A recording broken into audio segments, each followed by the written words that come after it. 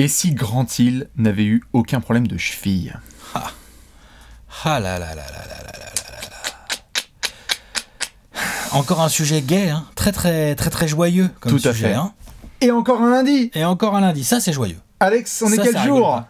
On est lundi, c'est le meilleur jour de la semaine, le fameux Best Day of the Week. Le meilleur chemin vers la bite. Voilà, Exactement. c'est ça, c'est celui-là. The best way of the C'est day. celui-là, c'est celui-là. Vous le connaissez, le classique, on s'installe, on vous en la bise, vous le savez, cette saison sur la saison 2020-21, pour ceux qui regardent cette vidéo dans 3 ans, nous faisons des enquêtes trash talk. Les enquêtes trash talk, il y en a déjà eu plusieurs qui ont été réalisées. Chaque semaine, on vous propose de nous accompagner dans ces grandes questions de l'histoire de la NBA, sur lesquelles on se penche un peu, on creuse, on remet du contexte, on essaie de voir. On regarde quels étaient les acteurs, les tenants, les aboutissants à l'époque, et puis on essaye ensuite de se projeter dans si ça s'était pas passé comme ça s'est passé, qu'est-ce qui se serait passé? Exactement, magnifique. Celle-là, pour la faire sans erreur, voilà.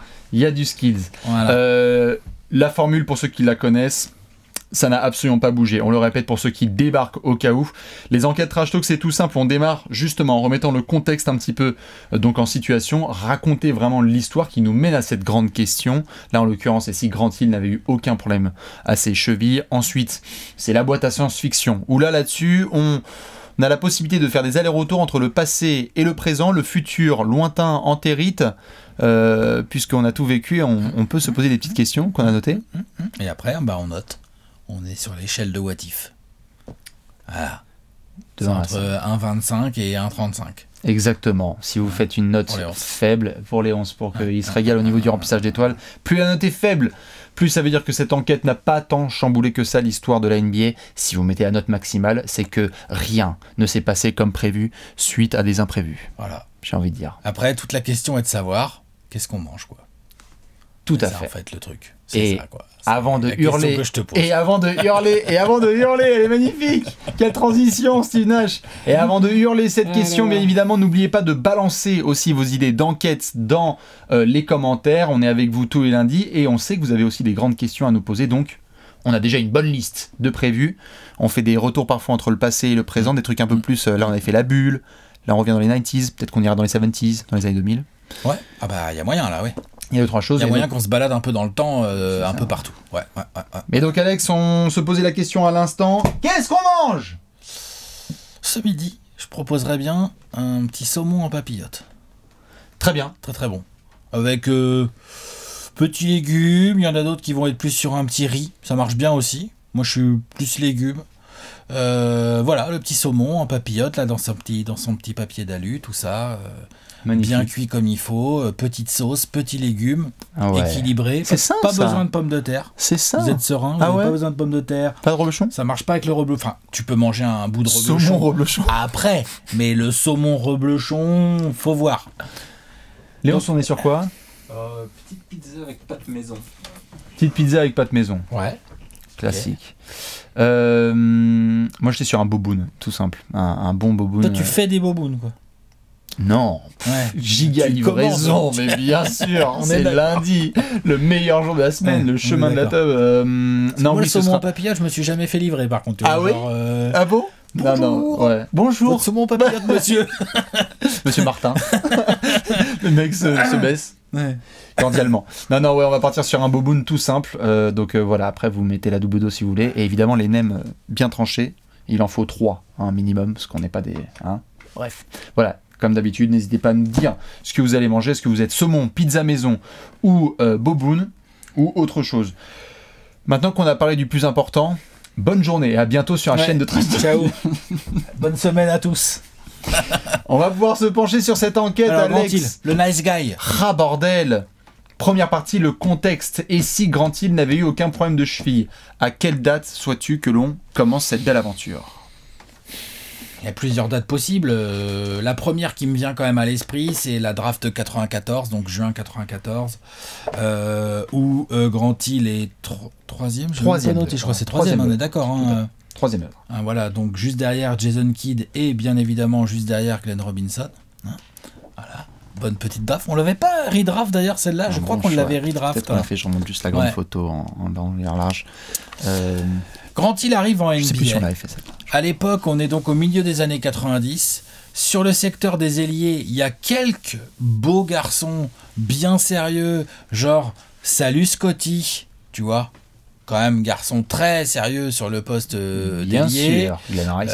Comment ? Glenn Rice. Glenn Rice, qu'est-ce que t'as d'autre sur le poste d'ailier dans ces époques-là ? Ouais, Sean Elliott, il est correct, ouais, carrément. Chris Mullin qui fait ses dingueries. Chris Mullin, du Detlef Schrempf, même si c'est plus un 4. Mitch Richmond, moi je le mets plus en 2, mais ça marche aussi. Bref, il y a des garçons sérieux et tout. Reggie, c'est plus un 2, mais c'est pareil, ça joue dans ces zones-là. Et il y a tonton Grant Hill qui débarque. Et en fait, il va regarder tout le monde, il va faire alors, bon, je vous explique, donc je suis rookie, mais c'est moi le meilleur en fait. C'est ça. C'est moi le meilleur, c'est moi. Voilà. Donc le poste 3, je suis rookie, mais regardez bien, le All-Star, hop, c'est Bibi. Voilà, déjà. Hein, non mais attends, l'entrée de Grant Hill en NBA, c'est un délire. C'est un phénomène. Oui. On s'en souvient et on en reparle encore. Ça a été un des grands moments en effet de cette décennie 90, puisque évidemment, là, on parle de la draft et tu as raison de démarrer par là. Pour ceux qui n'ont pas le contexte. Après, Duke et tout, on aurait pu remonter un peu. C'est que s'il est aussi drafté aussi haut, c'est que Grant Hill est un phénomène. Ça se voit fort. Qui se voit sur le parquet. C'est certes l'équipe de Duke de Christian Laettner, mais au début des années 90, on a Grant Hill qui est formidable, qui est drafté, comme tu l'as bien dit. Et cette première saison est complètement révolutionnaire parce que on est en plus dans un contexte particulier. J'ai l'impression qu'il manque un numéro 23. Je vois pas de quoi tu parles. Mais oui, effectivement, il y a Jordan qui est en retraite au moment de cette draft. Il faut bien que quelqu'un prenne la relève. Et c'est ça, et on est là, Penny Hardaway, on se dit boulevard pour Reggie Miller et les Pacers. La 13 Sprewell. Les Knicks, c'est maintenant. Et là, Grant Hill il arrive et franchement, c'est tout droit. En quelques mois, la sphère NBA est genre, waouh, ailier ultra moderne. Je veux dire, ce Grant Hill de 94 jouerait aujourd'hui en NBA, il serait All-Star, tout pareil. Mais bien sûr. Tout pareil. Sauf qu'au lieu de tourner, parce qu'après, bon là, en rookie, j'ai pas ses stats sous les yeux, mais après, pendant pas mal d'années, notre ami Grant Hill, ça va être du 21 points, 8-9 rebonds, 6-7 passes, des interceptions, machin, tout ça, c'est quoi, rookie ? 20 points, 6 rebonds, 5 passes, 2 interceptions, 1 contre, voilà. 48% au shoot, tout va bien. Aujourd'hui, quand tu vois comment la NBA actuelle est drivée par les joueurs extérieurs et notamment les postes 2, 3, 4, on va dire, qui dominent fort le game. Grant Hill en sorte de combo forward 3-4 là. De toute façon, NBA actuelle. Bien sûr, de toute façon, l'étiquette elle lui a été collée pour ceux les plus jeunes qui nous rejoignent et qui n'ont pas forcément connu Grant Hill. On a discuté en long et en large, que ce soit dans les comptoirs de plusieurs bars ou autour d'un terrain. Grant Hill, c'est LeBron avant LeBron. C'est LeBron avant LeBron. On est sur un niveau de polyvalence et de compréhension du jeu, défense, attaque, capacité à impacter le match. Dimension athlétique. Ouais, capacité à impacter le match en fait, quel que soit le contexte. C'est-à-dire, s'il faut défendre le meilleur attaquant adverse, pas de problème. S'il faut être un bon coéquipier, aucun souci. Anticipation de ce qui se passe en face, ok. Et tu rentres tout de suite dans cette catégorie des garçons je crois qu'il était dans une discussion à l'époque au niveau des records avec les Will Chamberlain et les Elgin Baylor, c'est meilleur marqueur, rebondeur et passeur de son équipe. On l'a vu par la suite avec quelques gars faire ça, et encore, c'est rare aujourd'hui, parce que tu peux mettre 25 points et prendre 10 rebonds, mais va te coltiner les 8 passes derrière, quoi. C'est chaud, c'est chaud. Et puis, s'il y a un intérieur adverse qui veut se mettre sur son chemin au moment où il va au cercle, voilà, c'est un highlight. On appelle ça le numéro 1 du top 10. On appelle ça. Tout le monde a pris. C'est vrai. Nickel Mutombo, il a pris. Il a sali des gens. Alonso Mourning, il a pris. Mais attends. Oui, parce qu'il n'est pas monté sur Tata et Philippe. Non, et puis il a crossé, et puis il crossait. Il avait du bon handle. Donc en gros, l'action, Grant Hill à 45 degrés. Isolation, tout le monde s'écarte. L'isolation, oui, dans les années 90, il y avait de l'isolation. Dans les années 90, il n'y avait pas que du basketball léché avec du beau mouvement de balle et tout ça. Il y avait aussi, d'ailleurs, Tu sais quoi? Quand t'as Grant Hill, Meilleur système. bah, pardon, mais Meilleur système. poussez-vous. Donc Grant Hill à 45, il est sur sa main droite, il dribble, il fait clac le petit cross main gauche là, Ouais. et là il va au cercle. Mais qui pouvait arrêter Grant Hill quand il faisait ça en fait à l'époque? Personne. Personne. Et d'ailleurs, c'est marrant que tu mentionnes ça parce que cette phrase-là de Everybody get the fuck out the way, c'est une phrase que nombreux se souviennent avoir entendue de la part de Doug Collins, qui est le coach de Jordan, notamment pour ceux qui l'ont vu dans The Last Dance ou qui ont suivi la carrière de Michael, qui est l'explosion en 88 avec la saison de MVP. Doug Collins est le coach de Grant Hill et des Pistons à ce moment-là. Quand il arrive en NBA, ouais, tout à fait. Exactement, en disant, écoute, bon... non, je crois que c'est une saison après son arrivée en c'est NBA. pas l'arrivée, t'as raison. C'est un an sophomore après. ou même la 3e année peut-être. Grant Hill a Doug Collins comme coach et Doug Collins le dit bien, je vais être sur ton dos et ton cul toute la journée, je veux que tu exploites ton potentiel au maximum et donc everybody get the fuck out the way, notre meilleur système c'est balle à Grant Hill et son excellence va permettre aux Pistons de se relever parce que Détroit, la fin des années 80 tip top, mais alors le début des 90s... Voilà, on est en poste, quand il arrive, on est en poste Joe Dumars à Isaiah Thomas en termes de jeu et tout, donc c'est très très dur. Détroit, on est vraiment mal. Même le logo est dégueulasse. Ouais, ça va mal.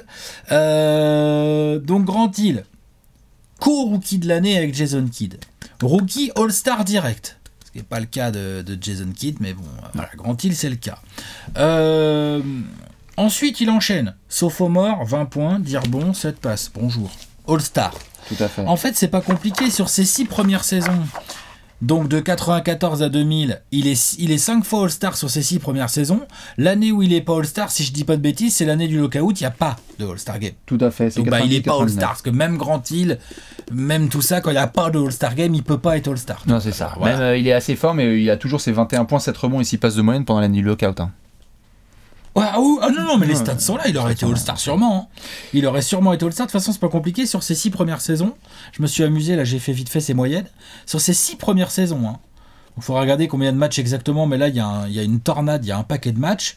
Il y a 21,6 points, quasiment 8 rebonds, plus de 6 passes et plus d'1,5 interceptions de moyenne sur 6 saisons. C'est un All-Star indiscutable. Donc c'est très très sale, surtout qu'en plus c'est un nice guy.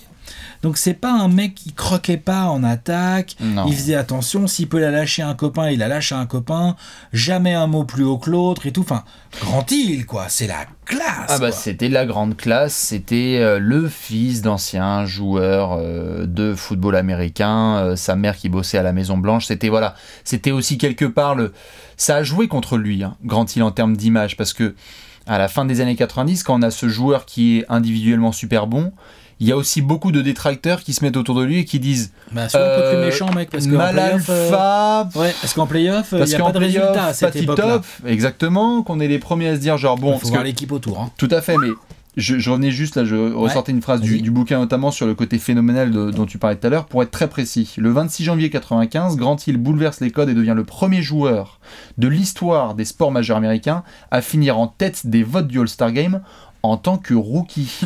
Tout le monde veut voir Grant Hill, dont les 1 289 585 fans qui le font passer au vote devant Shaquille O'Neal. Genre, Grant Hill est Shaquille rookie devant et Shaq tu en passes devant 95. Shaq En 95, en 95. pas en 2011. Hein. Ah non.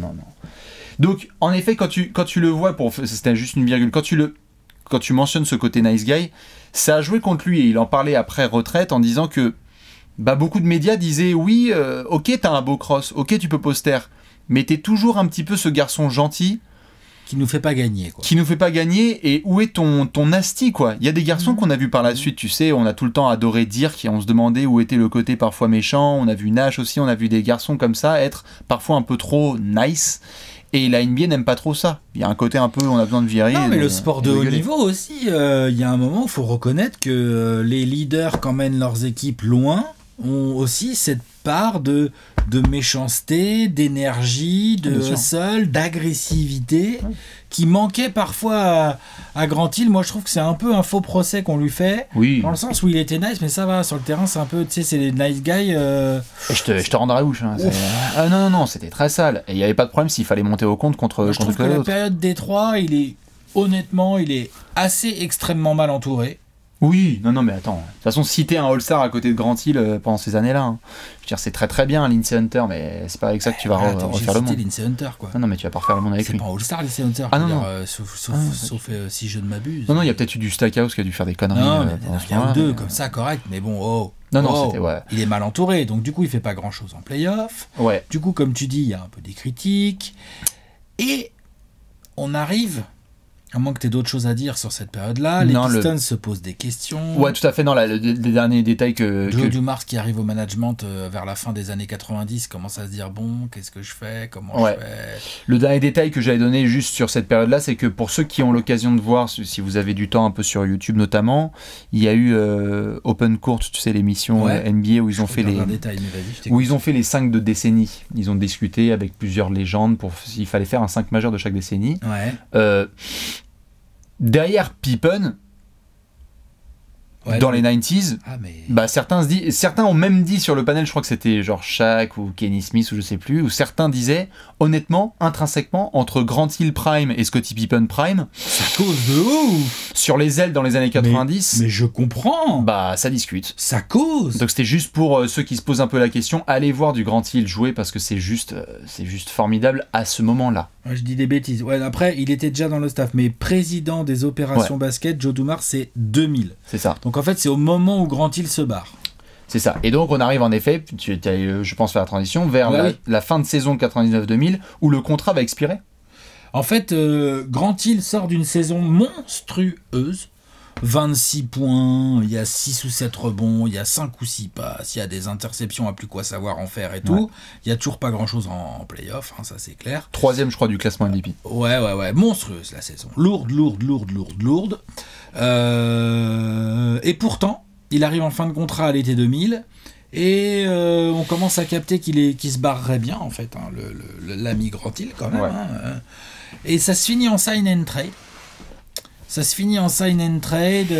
Avec le Magic.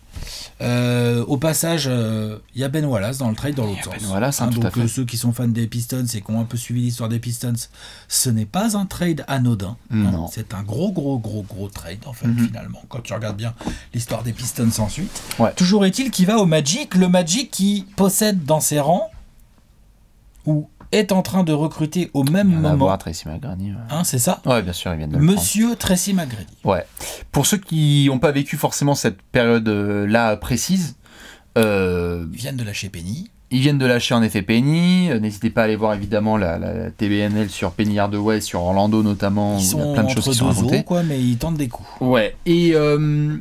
Et on n'est pas encore dans la folie de la free agency qu'on connaît aujourd'hui avec Kawhi, les hélicoptères ou LeBron The Decision, mais la folie Grant Hill Summer 2000 est complètement dingue. C'est-à-dire que il y a vous pouvez retrouver des récits, notamment, je vous conseille d'aller voir des récits de Grant Hill et d'observateurs qui voyaient Grant Hill en déplacement dans certaines arènes, et il y avait le panthéon de stars.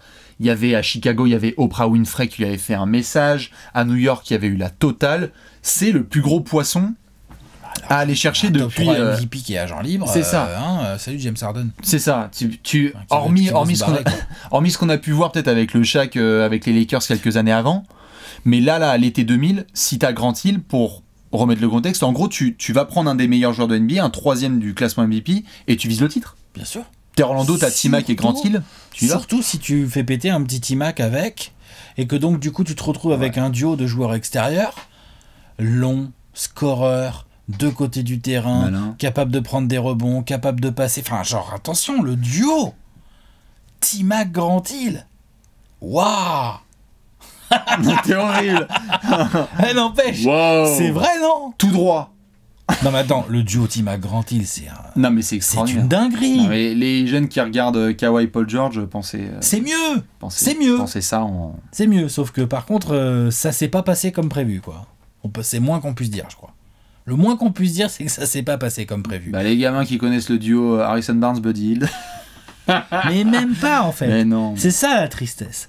Parce que là, donc Grant Hill, sa première saison au Magic, donc 2000-2001, foutu en l'air par des blessures aux chevilles. Qui a lieu lors de sa dernière série de playoffs avec les Pistons si je dis pas de bêtises, c'est en fin avril face aux Sixers. Il y a une blessure de Grant Hill. Et malgré la blessure, le sign and trade se fait quand même. Et malgré la blessure, tout à fait, il y a le une signature de Magic contrat. fait genre non, t'inquiète. Et Grant Hill d'ailleurs, c'est marrant que tu mentionnes ça. Il y a clin d'œil. Il y a clin d'œil, et il y a Grant Hill qui est complètement halluciné parce qu'il y a eu des IRM posés sur son pied où ils ont dit il y a fracture là, on est d'accord. Et les négociations se font alors qu'il a la canne en l'air avec un bandage de partout. Donc tu ne peux pas jouer ta première saison. 4 matchs pour le Magic sur 2000-2001. Sauf que la récupération, ça se passe pas bien. Il se fait opérer. Il va même à un moment donné, j'en parlerai plus tard, mais il sera réopéré à de nombreuses reprises et tout. Saison 2001-2002. Donc il est censé faire équipe avec T-Mac. T-Mac 2001-2002 et 2002-2003. Je vous suggère d'aller checker vite fait les lignes de stats. Il est Hall of Fame depuis. Imaginez que tu mets Grant Hill à côté, ça picote. 2001-2002, 14 matchs seulement pour Grant Hill. 2002-2003, c'est quoi, seulement 29 matchs. Et, après je te laisserai mettre des détails, mais comme ça je fais une petite chronologie. Vas-y. En mars 2003, il se fait réopérer. Alors, je vous passe les détails parce que laisse tomber l'autre, c'est un truc de quand tu lis les détails sur Grant Hill, tu te dis mais what the fuck, mais qu'est-ce qui s'est passé? Donc tu lis, t'es là, donc ils lui ont refracturé la cheville pour réaligner l'os de la jambe. Michel. L'os de la jambe, c'est un truc horrible. Ils ont fait ça, visiblement, ça a été fait comme des barbares, puisque l'ami Grant Hill, il s'est tapé 42 fièvres. On a découvert qu'il avait un staphylocoque doré. Je vous laisserai checker ce que c'est un staphylocoque doré. Non, n'allez pas checker. Non, n'allez pas checker. Toujours est-il que le mec, il a passé... il est franchement pas loin de mourir. Enfin, après, moi, je suis pas médecin. Non, mais j'étais déjà virologue, là, il y a quelques vidéos. Depuis mars, là, moi aussi. Ouais. Mais je suis pas médecin, mais on demandera... éventuellement, tu vois, à des médecins de nous donner leurs avis et tout. 6 mois d'antibiotiques en intraveineuse. Pardon. Pour se débarrasser de la saloperie qu'il avait chopée en se faisant réopérer. Donc, on est déjà en mars 2003, je veux dire. Il vient de se passer 3 ans. On vient d'avoir donc, comme tu l'as dit, 4 matchs, puis 14 matchs, puis 29 matchs. Donc tu sais déjà que ça se passe mal. 3 ans, tu te rends compte, il n'y a même pas 50 matchs. Ah non, mais c'est une horreur. Que en plus, tu as toute la critique, évidemment, parce qu'on a sur un contrat, c'est un sign and trade. Donc on parle souvent de Ben Wallace dans le retour, mais il y a 80 millions. Contrat. Il y a 80 millions sur la table. Lourd, à l'époque, c'est un max contract, t'es pas loin. Et donc il y a ce fric qui tombe. Les fans d'Orlando qui se disent, mais putain, on a T-Mac et on attend juste Robin, quoi, le Robin de Batman. Et quand on parle de cette opération, en effet, t'as dit tous les détails, donc c'est absolument horrible parce que... Rien que d'y penser, ça fout des frissons. Ah non, c'est dégueulasse parce qu'il se réveille littéralement une nuit en se disant mais what the fuck, en fait je vais mourir, 42 fièvre. Et oui, il a littéralement failli décéder, quoi. Grant Hill a failli y passer parce qu'en fait il a passé 2 semaines à l'hôpital avant de se faire ces 6 mois d'antibiotiques où ils ont dit genre ouais, le training camp on va... Bah non. On vous tient au courant. Et lui en voudra, d'ailleurs, je le place maintenant parce que je pense qu'on en parlera peut-être pas pendant la boîte à SF, mais lui va en vouloir toute sa carrière et l'après, malgré le côté nice guy, à la fois au staff médical des Pistons et par la suite les conseillers qu'il y a eu du côté Orlando, parce que Grant Hill va littéralement, trop gentil, ne jamais entendre qu'il ne doit pas jouer ce soir. Et Grant Hill, si tu lui dis non t'inquiète, il n'y a pas de problème, bah il joue en fait, parce que c'est Mister Nice Guy. C'est je ne vais pas faire oh mais non, ça va être égocentrique si je laisse mes coéquipiers dans la merde. Ouais, sauf que gars, t'as failli décéder et c'est horrible, mais on en est arrivé là. On a combien de récits, Alex, qu'on a vu par le passé avec les Kevin McHale, la Boston, etc., où on a vu ces gars dire excusez-moi, j'ai vraiment mal aux pieds là depuis une semaine, t'inquiète, juste tu fumes une clope, tu prends du vin rouge et tu vas jouer les playoffs. Et en fait, le mec, en fin de saison, il découvre qu'il y a une giga fracture, quoi. Enfin, c'est encore un cas, quand on avait parlé de Greg Oden et d'autres gars comme ça, c'est encore un cas de... ça sent la mauvaise d'explosion au niveau de la gestion d'un joueur par rapport aux intérêts financiers. Du coup, 2003-2004, pas de match. Blanche. Du tout. Saison blanche de chez Blanche. 0. Il revient en 2004-2005. Hein, il revient quand même, l'ami Grant Hill. Hein. Là, je vais checker ce que j'ai pas... Et All-Star. Il est entre guillemets que à 20 points, 5 rebonds, un truc comme ça, il se fait voter par les fans. Il est All-Star. Hein. Il se fait voter par les fans. Bah ça reste Grant Hill, quoi. Ouais, puis il revient après tout ça. Donc là, au niveau mental, c'est sérieux par contre. Mais là. bien sûr. Le mec, il a jamais rien lâché, le nice guy. Hein. Donc il réussit à revenir, il réussit à redevenir performant. C'est ça. Parce que ça va, 20 points, 5 rebonds. Enfin, tu vois, il redevient un ailier tout à fait correct. Même par la suite, ce qu'il fera chez les Suns, par exemple, ou quoi. Franchement, bien sûr. moi, j'ai des très bons souvenirs de Grant Hill. Alors, plus tout jeune, du coup, hein, parce que la fin des années 2000, l'autre, il est vraiment plus tout jeune, mais Ouais. j'ai de très bons souvenirs. Il va faire un retour, comment dire, très honorable, Ouais. de bon niveau. Les fans vont même le voter au All-Star Game et tout. Mais par contre, son prime, il est large derrière lui, quoi. Hein. C'est dans le rétro tout à fait. Et pour ceux qui n'ont pas l'équipe en tête, 2004-2005, puisque comme tu l'as dit, 2003-2004, la saison elle est blanche. 2004-2005, le pivot, il a du potentiel, il s'appelle Dwight Howard. Mhm. Et T-Mac est parti. Ouais. Et puis là, Il est parti à Houston. direction Houston. Donc c'est la fin aussi de ce projet si excitant qu'il y avait eu au début de l'année 2000. C'était le bug de l'an 2000 à Orlando. Tant pis pour Penny et Shaq. On s'est loupé là sur la fin des années 90. On va avoir Grant Hill et Tracy McGrady. Tu as 3 ans de T-Mac. Fuck, je vais aller jouer avec Yao Ming à Houston. Et Dwight Howard va être notre futur à Orlando. Mais Grant Hill, en effet, le prime, c'est mort. C'est terrible. Et Dieu sait que ça aurait pu changer des choses. Bien Parce sûr. que quand tu vois le niveau qu'il avait à Détroit, quand tu vois ce qu'il était capable de faire sur un terrain, c'est-à-dire à peu près tout avec un grand T majuscule. C'était un Hall of Famer, mais genre comme ça. Bon, au final, Bien sûr. pas de problème, mais... Et puis surtout, ce mec-là a une armoire vide. Ah oui, complètement. Il a une armoire à trophées vide. Il a été finir sur le banc de Doc Rivers aux Clippers, là. La Quel fin de... scandale aussi. Ouais, non, la fin de carrière, évidemment, il est Hall of Ça Fame. m'a hein, pour ceux qui... vénère de Ah bah ouf. oui, à la fin, c'était un Bien peu sûr compliqué. qu'il est Hall of Famer. Il est Hall of Fame Oh. parce que c'est Grant Hill, parce qu'on n'a pas parlé aussi de Team USA 96. 96, il est médaillé d'or, hein, tout à fait, en début de carrière à Atlanta. Ouais. Que c'était l'égérie Non, totale de... Si, c'est Atlanta. Comment Les JO de 96. Ouais, c'est si, Atlanta, ouais. JO de 96 Atlanta. Que c'est l'égérie de Fila, que c'est c'était le représentant, celui qui Il devait m'a fait prendre la porter suite. des fils à Mais lui. bien sûr, Il m'a fait porter du fil à lui. Mais Grant Hill, c'était la j'avoue. classe. Le Grant Hill a fait, avant Klay Thompson, a fait du book, Ouais. un truc. Voilà. Bon, après, Klay Thompson. Mais t'avais un book aussi, non? Oui, bien sûr, j'ai eu un book. Mais, Wow. mais bien sûr. Mais Klay Thompson a merdé, par contre, derrière. C'est ça, lui, il est Klay un petit Thompson, peu... il s'est planté de 20 piges. Il a un peu fait foirer. Il n'empêche qu'après ces périodes à Orlando, tout à fait, il y a des périodes à Phoenix et aux Clippers, où là, en bon vétéran qu'il est, non seulement il va pouvoir tenir, parce que... Phoenix, il est titulaire en finale de conf. Bien sûr, autant. bien sûr. Et il fait incroyable à 36 et 37 et 38 ans, 82, 81 et 80 Mais matchs bien sûr. sur les 82 possibles. Donc tu Athlète as... sérieux, rigoureux, Bien sûr. discipliné. Et t'as ce défenseur sur qui Phoenix va pouvoir compter, puisque si je dis pas de bêtises, quand vous affrontez notamment les Lakers, Kobe, etc., le mec qui est envoyé en mission sur Kobe, c'est Grant Hill. Ou Rajabel après, Rajabel. quand même. Mais à fait. oui, Grant Hill y Grant Hill allait. est envoyé aussi en mission. À cet âge-là, bien sûr, il était bon. Il était bon. Non, vraiment des... Ah, tu peux vraiment parler de Grant Hill avec des trémolos dans la voix, hein, parce que franchement, on nous a enlevé quelque chose de monstrueux, je pense. Non, j'allais poser une question, c'est pas le moment. Mais on nous a enlevé quelque chose, vraiment. Tu veux faire des transitions. Je te jure, non, parce que je pensais à une question, mais je la poserai tout à l'heure. ouais, tu quand vas ça la sera le poser tout à moment. l'heure, bien sûr. D'ailleurs, chez les Suns, quand il arrive aux Suns, Oui. Alvan Adams, légende des Suns, Ring of Honor Non, des Pichon. Suns, leur maillot retiré le 33, qu'est-ce qu'il fait Alvan Adams? Il fait non, mais c'est bon, Grant Hill, il peut porter le 33. Ça me va. Attends, c'est quand même pour te dire la classe et l'aura Mais du bien mec, sûr, quoi. bien sûr.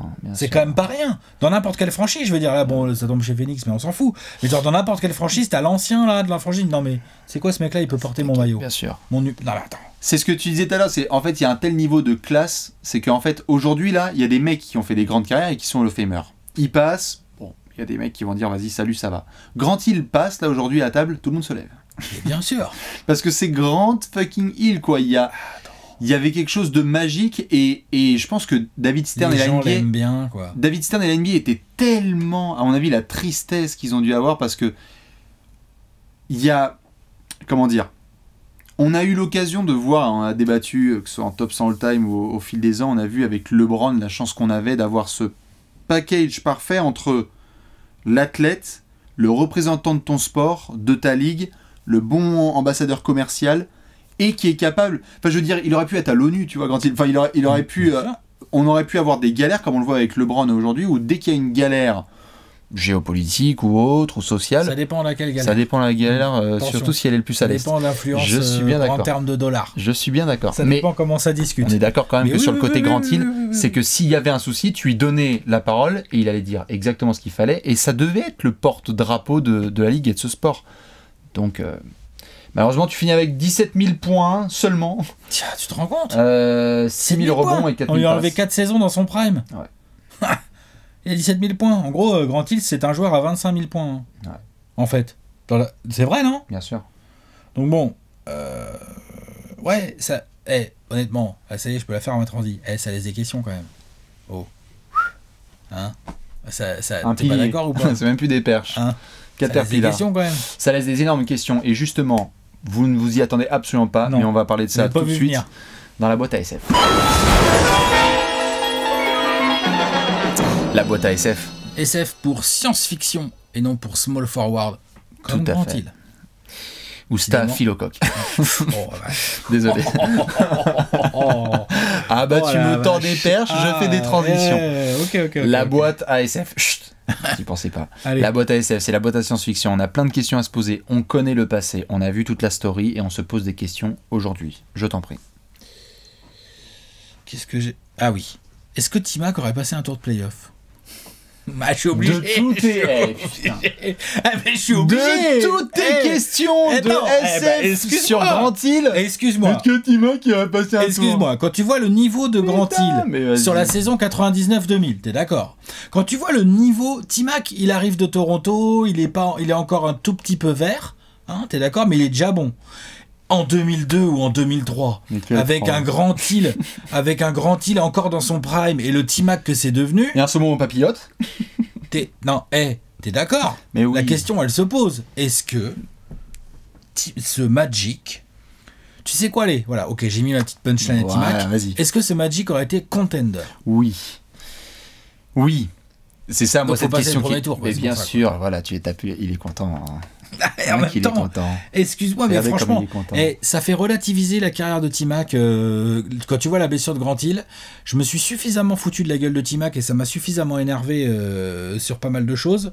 Faut reconnaître que sur ce coup-là, le T-Mac, entre guillemets, il y est pour rien et il a pas de peau. Et tout à fait. Parce que genre, il devait jouer avec Grant Hill. Bien sûr, mais... Et en fait, il a pas joué avec Grant Hill. Tout à fait. Donc, tu vois, genre... Après... C'est pas le seul à qui c'est arrivé. Hein, tout à fait. En tout cas, lui, ça lui est arrivé. Après, pour répondre à la double question, pour moi, évidemment, oui, Orlando aura une histoire différente, parce que Orlando, tu te retrouves avec... Normalement, 2 joueurs du top 100 all-time, puisque nous avons tout à fait, puisque nous avons aussi T-Mac qui est Hall of Fame. Maintenant, c'est aussi la question, puisque je vois que tu tendais la perche sur Tracy McGrady. Tracy McGrady, il a aussi bien profité de cette situation, parce que est-ce que T-Mac est le joueur qu'il est forcément s'il n'a pas les pleins pouvoirs à Orlando avec une saison 2002-2003 qui, je répète, à titre individuel, est une des meilleures saisons de l'histoire de la NBA? Tu sais quoi, wow. T-Mac, il serait peut-être pas considéré aussi bien en termes d'attaquant parce qu'il aurait peut-être pas fait les lignes de stats qu'on a vues. Ouais. Parce que t'as Grant Hill, donc des matchs à 60 points. Faut nourrir la bête et tout. Ouais. Mais vu l'intelligence de Grant Hill et sa capacité à donner pour le collectif, je pense que par contre la carrière de T-Mac en termes d'armoire à trophées, elle peut être différente. Alors je ne parle pas forcément du titre et tout, mais je parle juste globalement qu'est-ce qui se passe. Je pense que ce qui était, je suis d'accord. Je pense qu'Orlando aurait été une place forte de l'Est au début des années 2000. Hein. Et ils avaient tout à fait. Et ils avaient, ils avaient, je crois, Doc Rivers en début en tant que coach. Of the Year. Il a été coach of the year à Orlando, tout à fait. Donc on s'attendait normalement à ce que ça aille mal. Et puis Doc Rivers avait fait des premières magies déjà à l'époque. Après, tu restes inévitablement dans une... parce que tu parlais d'armoire à trophée. Armoire à trophée, faut voir lesquels. Tu restes en fait dans une ère qui malheureusement est baptisée par le 34 qui porte le maillot jaune. C'est que tu as le bug de l'an 2000, Shaq aux Lakers. Bon, j'aime bien Darrell Armstrong, j'aime bien Pat Garrity, les mecs qui les ont accompagnés, etc. Mais 2002, est-ce que tu peux pas faire les Nets Ah, tu peux aller, attends, tu peux être vainqueur de ta conférence. C'est tellement moins fort que les Sixers d'Iverson. Tu peux être vainqueur de ta conférence. Avec T-Mac et Grant Hill d'Ether. C'est différent, bien hein, sûr. tu vois. Là, on est dans la science-fiction, on est dans la boîte à SF, mais allons-y. Ah, mais... Je pense je pense que, voilà, j'ai pensé à la carrière de T-Mac en premier, parce que je me dis, bah, peut-être que la carrière de T-Mac, elle aurait quand même une sacrée autre gueule. Tout à fait. Je pense que, tout à fait. Là, on répondait par rapport à Orlando. Moi, je te pose la question parce que tu parlais là de trophées évidemment collectifs, mais à terme de trophées individuels, là, on parlait des matchs qui ont été manqués avec les saisons. Je rappelle juste pour ceux qui n'ont pas ça sous les yeux que la saison dont Alex parlait, là, à 4 matchs joués, et la suivante, là, 19, et la suivante à 29. Son âge à Grant Hill, 28, 29, mais là, c'est son 30 prime. et 31 ans. Je veux dire, on lui a littéralement volé ça. Donc, est-ce que quand il y a la concu entre Jason Kidd et Tim Duncan 2003, attention.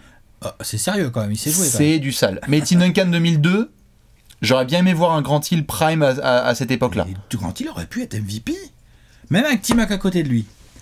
Parce qu'en plus, avec T-Mac à côté de lui, peut-être qu'il aurait eu le bilan collectif pour être MVP, en fait, tu vois. Et peut-être que Duncan aurait finalement rejoint Orlando. Tu me grilles une question. Merde, vas-y, non, mais il n'y a pas de problème. Hein. Je l'avais mis. Hein. Tim Duncan serait-il venu? Ce serait la troisième option. Option numéro 3 en attaque. Option numéro 1 en défense. Tu sais qu'avec un trio T-Mac, Grant Hill, Tim Duncan, là, c'est plus contender que t'es là. C'est qui va te battre? Là, le bug de l'an 2000. Comment tu fais pour pas... Tu vois, bon, attention, là, on escalade. Donc là, on vient de perdre la Spurs Nation. C'est bon. Il a fait toute sa carrière. Sur la croix. Vous êtes dans le même univers que nous. Non, c'est bon. Duncan a fait toute sa carrière avec les Spurs. Bastien va se prendre des tweets en majuscule. Non, c'est mort. Non, mais bien sûr, mais t'as raison. Je pense qu'un Grant Hill, à l'époque, quand Duncan... C'est en quelle année? C'est 2002? C'est 2002 qu'il est MVP. C'est le meilleur joueur de... Et ça discute fort. Tout à fait, c'est le meilleur joueur de la meilleure équipe de NBA. Bon. Non, mais quand Duncan peut il y a des rumeurs, Orlando et Popovich, ça c'est un peu avant, qui le rattrape par le callback et 2002, tout. etc. C'est là, il y a Grant Hill et tout, quoi. Si Grant Hill avait été performant à ce moment-là, ça se trouve, Duncan, il aurait fait attends. Ah bah la négo n'est pas la même. T'es gentil. Ouais. En fait, moi, je vais jouer le titre à Orlando. Au niveau du QI basket, Duncan Grant Hill, on est où? Même T-Mac, hein, ça va, hein, oh. Ah bah bien sûr. Tu vois, genre, attention, il est quand même sérieux. Tu veux séquencer, oui. Non, mais c'est vrai, non. Mais bien sûr. Faut pas exagérer, mais c'est vrai que Grant Hill, en fait, en termes de qualité de QI basket et de coéquipier, tu mets Grant Hill et Tim Duncan dans la même équipe. Pardon. Les deux, hein. Parce que Duncan, il a été dans son prime de 97 à 2014. Aujourd'hui encore. Donc là, c'est tranquille. Donc, non, franchement, là, pour le coup, tiens, tu sais quoi, je reviens à ma question. Je pense que la carrière de T-Mac, ça aurait été autre chose. Là. Mais bien sûr. Mais maintenant que tu t'es bien... T-Mac mentoré par Grant Hill et Tim Duncan. Avec Doc Rivers en coach. Mais laisse tomber, l'autre, il aurait dit Kobe comment? Tracy McGrady. Wow. J'ai quand même une question importante à poser à toi évidemment et aux gens qui nous regardent là, c'est... Vas-y. Est-ce que... tu parlais de cimetière indien avec Portland. Est-ce qu'en termes de poisse, Orlando... Oh, ils sont bien. Hein. On va un jour s'y pencher et se rendre compte de ce qu'ils ont. C'est clair qu'on va s'y pencher fort, on est obligé. Parce que là, on prend la story Grant Hill. Mais entre les lancers de Nick Anderson, les what if autour de Penny Hardaway et de Shaq. Les blessures qu'il a eues quand Shaq est parti. Quand t'as ça, que après t'as eu des histoires où tu t'es dit, mais que se serait-il passé en finale contre Kobe et les Lakers? Penny Hardaway, T-Mac, Grant Hill et Tim Duncan. C'est que ça commence et Shaq.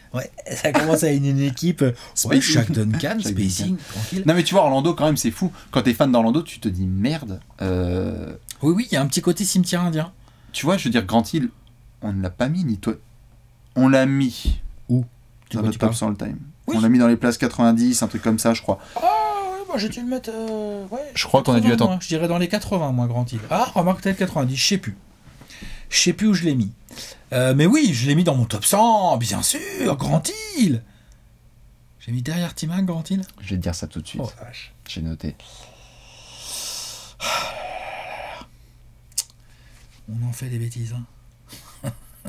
Grant Hill, tu l'as mis 91e. Ah, derrière T-Mac, ouais. Ah oui. Oui, T-Mac, tu l'as mis 80e. Non, c'est normal en même temps, la réflexion. Et moi, Grant Hill, je l'ai mis 82e. Eh ben, tu sais que... Je l'ai mis beaucoup plus haut que toi, Grant Hill. Tu sais que tu donnes un prime à Grant Hill, je pense que T-Mac et Grant Hill sont plus hauts dans le top 100. Bien sûr. Hein? Non mais c'est vrai, non? Bien sûr. Donne une bague à Grant Hill. Je pense qu'il y a eu aussi dans le jeu, il y a eu aussi beaucoup de garçons qui ont été bercés par Grant Hill, et ça ne veut pas dire que sans lui et sans son prime, on a évité un certain type de jeu, mais c'est marrant de voir comment est-ce que Grant Hill a évolué et comment est-ce que la NBA aussi de la décennie suivante s'est développée. On sortait aussi de la fin de carrière de Michael, fin des années 90, voir comment ça... Parce qu'après les années Wizards, lol. Mais on essayait de voir quel allait être le prototype. Il y avait Shaq qui roulait sur tout le monde.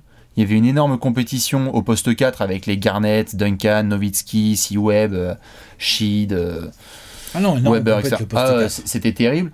Mais sur le 3, il aurait quand même fallu attendre l'arrivée notamment de LeBron. Il était destiné à être le boss. C'était le boss. C'est-à-dire que quand tu regardes la décennie C'est 2000... Vince Carter, sinon, cette époque-là. Bah c'est T-Mac, sinon T-Mac. et c'est un 2 quoi. Donc, T-Mac, Vince Carter, les vrais 3 Rere.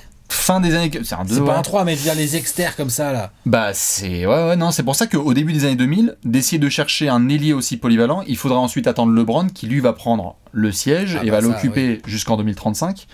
Mais ça devait être Grant Hill. Grant Hill devait être l'ailier en compétition. Je pense qu'on aurait eu des super events ESPN prime time Grant Hill versus LeBron James. On aurait dû vivre ça. Ouais. Bah ouais. En 2006-7, là. Ah, la violence. Il y aurait eu des comparaisons et tout. Bah ouais. Genre, LeBron est-il aussi gentil que Grant Hill ? Porte-t-il aussi bien le bouc ? T'avais d'autres questions ? Écoute, j'ai l'impression qu'on commence à avoir pas trop mal fait le tour.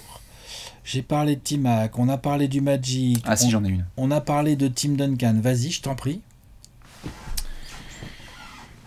Et là, pareil, sur le clavier, allez-y. Dans le classement des joueurs blessés et les regrets des joueurs qu'on n'a pas pu voir dans leur prime, on classe où ? Tu sais, dans cette catégorie de Brandon Roy, Grant Hill. À chaque fois, on commence ces phrases et on fait Brandon Roy, Grant Hill, Nabati, Patapi, Tapata, Derrick Rose, Penny. Grant Hill, il se classe où là-dedans ? C'est pas le meilleur de tous. Ah, c'est possible. Il y a Bill Walton. Intrinsèquement, le joueur. Bill Walton. Ouais, mais Bill Walton, en fait, intrinsèquement, je veux bien discuter avec Grant Hill. Par contre, Bill Walton, lui, au moins, moi, j'ai moins le seum, entre guillemets, parce que bah, il a eu sa bague, quoi. Il a eu le temps. On a eu le temps de voir. Truc. On a eu le temps de voir la totale.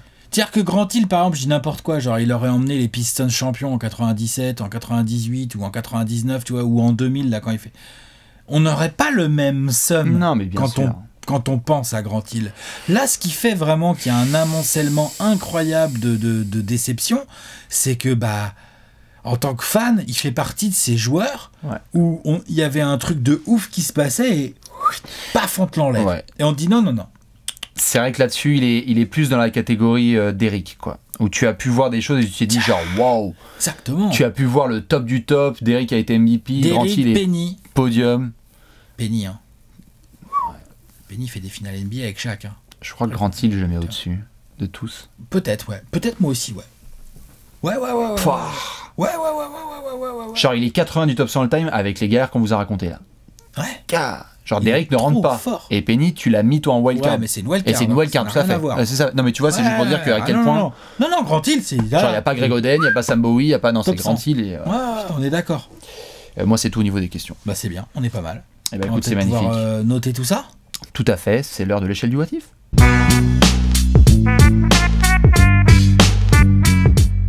L'échelle du what if. On va pouvoir noter. Allez. Vous connaissez le classique. Léonce nous a préparé le setup. On a donc 5 petites étoiles. Les notes, c'est quoi déjà, Alex ? 1, 5, on réexplique juste. 1, c'est vraiment... On peut mettre 0 ou pas ? Non, faut mettre au moins 1. Allez, tu peux mettre 0. En tout cas, plus on se rapproche du 0, du 1... plus ça veut dire qu'on pense que c'est une enquête, un what if qui bon, n'a pas tant changé que ça de choses dans l'histoire et dans la carrière des joueurs ou des équipes concernées. Et par contre, quand on commence à taper vers 4 ou 5, bon voilà, c'est qu'on pense que par contre, on a eu droit à un gros tournant. Vous avez compris ? Vous pouvez y jouer aussi. Et si Grant Hill n'avait jamais eu de problème à ses chevilles, Alex, ta note ? Bah, tu sais quoi ? Je vais mettre 3 quand même, moi. Je vais être au-dessus de la moyenne, quoi. Je penche plus vers le côté. Parce que finalement, là, à travers les quelques questions qu'on a évoquées juste avant, en fait, tu te rends compte que... Tu vois, on l'a mis dans notre top 100 finalement. Je pense que, ouais, En fait, Grant Hill, si on lui laisse son prime et puis qu'il se passe un vrai truc avec Orlando, que, je sais pas, on a évoqué des Tim Duncan qui auraient pu venir, ou je sais pas trop ce qui aurait pu se passer, ou comment et tout. Peut-être qu'en fait, sur une campagne de playoff, il y a une grosse dinguerie Grant Hill, incroyable et tout, qui se termine bien, ou au moins en finale NBA ou quoi, et qu'en fait, quand on fait notre top 100 all-time, bah en fait, Grant Hill, il est devant les T-Mac sans discussion, il est devant Carmelo Anthony, on est là, on arrive sur du Reggie Miller, du Ray Allen, sur les postes extérieurs, on fait c'est pas Grant Hill, en fait, qui mériterait de rentrer dans le top 50, parce qu'en fait, Grant Hill, Kawhi Leonard, tu vois, genre... Je suis totalement d'accord. Donc, moi j'ai mis 3 aussi. il y a vraiment un truc où, ouais, bah tu vois, ouais, parce qu'il y a, y a vraiment un truc, ouais, bah mets 2,75. Non, attends, vas-y, continue ton argumentaire, parce que j'ai... Il y a vraiment un truc lourd, en fait, dans le côté, genre, tu prends un joueur aussi fort et, clac, t'enlèves le prime. Genre, imaginons les carrières de mecs forts, t'as parlé de Pippen tout à l'heure, tiens, enlève-lui les 3-4 années de son prime. Tiens, bah, demande à Michael Jourdain et aux Chicago Bulls, c'est comment le palmarès? Non, mais c'est vrai en plus. Dwayne Wade. Non, mais genre, bien sûr. Ça enlève les 4 années de LeBron. Parce qu'on parle de cette caste-là. Bien sûr, c'est pour ça. Je suis d'accord. C'est-à-dire, c'est par exemple. Là, par exemple, c'est Anthony Davis, là, il se blesse, il y a une merde, et puis bah, pendant 4 ans, il peut pas jouer. Bah, tu sais que. Avec des breaking news de Anthony Davis a failli décéder. Tu vois? Fièvre à 40 et tout. C'est ça dont on parle. On parle de Kyrie Irving là, qui pendant 3-4 saisons. Ah non. Regardez ce que vous avez vécu avec Joel Embiid qu'on voyait pendant quelques mois et on en avait marre de voir Joel Embiid en costard. On l'a vu en costard. Kevin Durant toute la saison dernière. Et c'était une saison en costard. Mais c'est déjà long. Tout à fait, mais alors 4 ans avec du costard max. Et puis à chaque fois t'y crois, il revient un petit peu. Il joue quelques matchs là, tu vois là. Donc t'as tout l'équilibre d'une équipe derrière. Donc c'est pour moi un what if à ne pas sous-estimer. Je pense que Grant Hill, j'allais dire sans problème de cheville, mais avec un problème de cheville, entre guillemets, un peu plus classique et qui se répare bien, et le mec revient et profite de son prime, je pense que le début des années 2000, c'est pas du tout la même chanson à l'Est. Hein. Mais surtout que l'Est de ces années-là, on en a suffisamment parlé pour dire que, bon, j'aime bien Philadelphie, la route est libre. New Jersey ou Indiana, mais je crois qu'il y a la place quoi, pour aller faire des choses. Quoi. Donc non, franchement, ouais. Pour moi, c'est un vrai what if. Très bien. Eh bien, écoute, mon cher Léon, j'ai mis 3. Tu peux le mettre. 3 aussi, au même what if, pour les raisons qui sont similaires. Hein. J'allais sortir évidemment l'argument du top 100. En fait, même de l'argument des ailiers. C'est-à-dire que si tu laisses toute la carrière de Grant Hill, je pense qu'il y aurait ailier en fait. Top 10. Moi, j'étais en train de dire genre, en fait, il va s'asseoir à table, il va faire genre, salut Kevin, salut Larry, salut LeBron, salut John, salut Scotty. Faut qu'il y ait des bacs Scotty, ouais, tout à fait. Mais Scotty, je veux bien que tu te lèves peut-être et que tu ailles me chercher la soupe, parce que. Faut qu'il y ait des bacs pour ça. Tout à fait. Mais j'aurais bien aimé voir le prime, parce que je pense qu'on nous a sucré le prime et la carrière complète d'un des meilleurs basketteurs à son poste, quoi. Il y a un des meilleurs basketteurs de l'histoire. On l'a mis avec tout ce qu'on a vécu, on l'a mis top 80, top 90 all time. Donc tu le laisses un peu plus jouer, il serait forcément passé des choses. Il y a des gars qu'on voit et qui sont capables de faire des dingueries athlétiques ou statistiques. Tu fais une grosse saison, très bien. Et donc on se pose la question et on se dit, qu'aurait-il pu se passer? Mais on met Grant Hill devant Brendan Roy, on met Grant Hill devant Penny Hardaway, on met Grant Hill même devant Derrick Rose, et on se dit, ok, ce gars, si tu lui avais juste donné la santé, il y avait l'intelligence, la capacité d'adaptation, le prime, le développement de son propre jeu, la quasi-perfection dans les compartiments les plus complets du jeu, c'est-à-dire scorer, rebond, passe, défense, enfin, intelligence. C'était, c'est la totale. Je pense que, je pense que Orlando, et là on vient de parler individuel, je pense que Orlando, la gueule de l'histoire de la franchise n'est pas du tout la même. Rien à voir. N'est pas la même parce que quelque part, tu ne draftes pas Dwight. Parce que si tu tapes les années 2000, tu pas assez haut, quoi. Ah mais bien sûr, de 2000 à 2003, si Grant Hill est là, il est dans son prime. Désolé, Dwight en fait, il est sélectionné par New Orleans et donc Chris Paul va ailleurs, j'en sais rien, mais avec les Hornets. Mais c'est pas du tout la même histoire pour Orlando puisque derrière Dwight va être le pivot, meilleur marqueur de l'histoire du Magic, mec qui les emmène jusqu'en finale NBA, multiple All-Star, multiple défenseur de l'année. Est-ce que la carrière de Dwight est la même parce qu'on lui file les clés? Voilà. C'est énorme et évidemment ça impacte aussi c'était la blague que tu avais faite en intro de la boîte à SF, ça impacte aussi la carrière d'un des joueurs les plus spectaculaires des années 2000 en T-Mac. Bah ouais. Est-ce que T-Mac a le même palmarès, le même jeu, les mêmes récompenses? Est-ce qu'il va à Houston? C'est même pas sûr, tu vois. Ouais, et quelque part, j'ai même envie de pousser un peu le bouchon plus loin. Est-ce que 2004 à Athènes, il n'y a pas Grant Hill qui est là, et en fait... genre, je veux bien voir, tu vois. S'il y avait eu genre Grant Hill qui avait fait genre America, il serait allé avec Tim Duncan et compagnie, là. Il aurait fait genre non, on arrête les conneries avec Stéphane Marbury, Allen Iverson et tout. Marbury, s'il te plaît. Et j'adore l'Argentine, j'adore la Lituanie. C'était exceptionnel. Mais Grant Hill a 29 ans, là-dedans. Ah non, mais attention. Il aurait fait genre salut Athènes, salut, c'est moi, je suis le meilleur basketteur de la planète, let's go. Genre, ouais, André Cioccioni, il est bon. Enfin, un bon basketteur. C'est ça. Mais non, parce que c'est. Je suis pas sûr que Louis Scola me suive sur pick and roll. Même Manu Ginobili, je peux lui faire offense, non, mais bien sûr, attention, bien sûr. Donc 3 étoiles aussi évidemment sur l'échelle de What If comme Alex. Dites-nous vous ce que vous avez mis évidemment comme échelle du What If pour cette grande question, et si Grant Hill n'avait eu aucun problème de cheville. Grande histoire, on en parlait là tout à l'heure, voilà, dans la boîte à SF, peut-être une des questions de blessures les plus folles qui existent dans l'histoire de la NBA. Ouais. Nous sommes d'accord. Gros What If. Du coup, on va tendre le coude, on va vous faire plein de bisous. Vous retrouvez lundi prochain pour une nouvelle enquête Trash Talk. N'hésitez pas, comme d'hab, à nous balancer vos suggestions. Et bonne semaine à toutes et à tous. Ciao, Des bon bisous. lundi. Ciao.